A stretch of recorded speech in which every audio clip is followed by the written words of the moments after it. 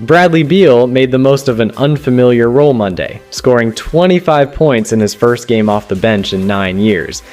Beal's move to the bench sparked rumors that the guard could be on the trade block, though no trade clause in his contract means he'd have to sign off on any deal.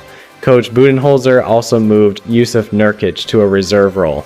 So a lot happening there in Phoenix. Windy back here with us. Windy, how did the Suns save their season? Well, Melly, let me put those rumors about Beal to rest. They absolutely are trying to trade Bradley Beal. And one of the cardinal rules of sports, certainly in basketball, but across the board, is you never devalue your players, your assets. You never do anything bad to make them seem less valuable, especially when you are about to trade them. So they put him on the bench. Now you may say, why would you do that? If you're trying to trade a player, why would you put him on the bench? And that's because, guys, this situation is bleeped. And the reason it's bleeped is because the way they trade Bradley Beal is because he's got one of two no trade clauses in the NBA. One is LeBron James. One is Bradley Beal. The only way they can trade him is if he says, I'm okay to be traded. So instead of trying to build him up, they have to violate the cardinal rule and put him on the bench.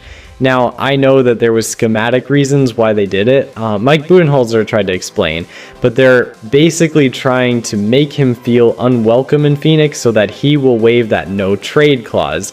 The player they want to trade him for is Jimmy Butler, but the Heat don't want Bradley Beal. So the only way for the Suns to get Jimmy Butler is to find a third team that not only would take Bradley Beal, because he's got 2 years and $100 million and is playing so poorly that they've got him coming off the bench. And then that team that would maybe take him has to take him with, or Beal would waive the no trade clause. And all of this doesn't even take into account that Kevin Durant has 1 year left on his contract.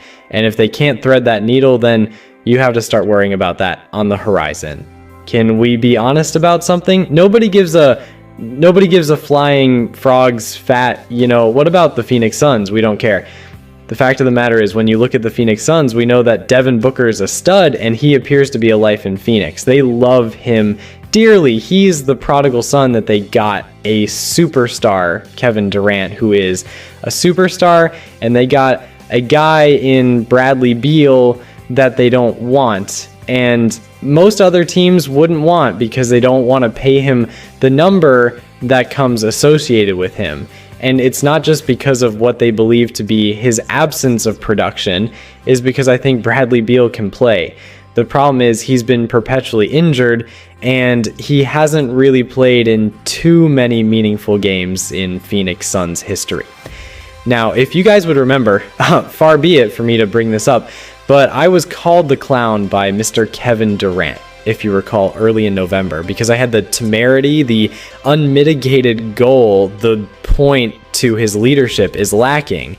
Because I said, when you look at his greatness, his unquestioned greatness, his future Hall of Fame greatness, the two-time champion, two-time NBA Finals MVP greatness, I said one of the things that has been an impediment is that he, as a leader, was somewhat lacking. We know he didn't have to be that in Golden State. We know he wasn't enough of that in Oklahoma City, clearly wasn't enough of that in Brooklyn. Well, Shannon Sharp, I want to throw this out to you while Wendy is looking on. Shannon, did you know that since Kevin Durant said that about me, they were in the throes of a 7-game winning streak? Do you know what Kevin Durant's record is in Phoenix since that time? They are 8-17. That is their record. There are 9 games under 500. Now, there were some games he missed, or there was games Bradley Beal missed, or there were games Devin Booker missed. They haven't been on the court together, but the reality is that when you look at them, they just don't have it. Why do they want Jimmy Butler so bad? Because they need a Rough Rider in that locker room, Wendy. Hey, am I lying? Just nod your head, because you know I'm not. They need a Rough Rider. They need a Shannon Sharp type dude that's going to hold cats accountable. That's saying it's not just about my skills. It's not just about my greatness on the court. It's about me establishing a culture where we're committed to winning and making sure that we're exhausting every means and every measure to make sure we're maximizing our collective potential.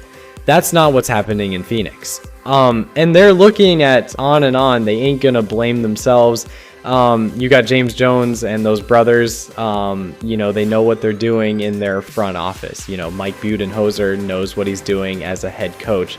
So what are we able to look at? We're able to look at two elements of the Phoenix Suns. Number one, they're soft. Nobody's scared of them. They believe that you can engage in physical play with them and you could submit them to some degree. That's number one. And number two, who's the culture changer? That's why they want Jimmy Butler so bad, which goes back to the point. Evidently, this clown has an idea of what he's talking about when he talks about lack of leadership. And I'll leave it at that.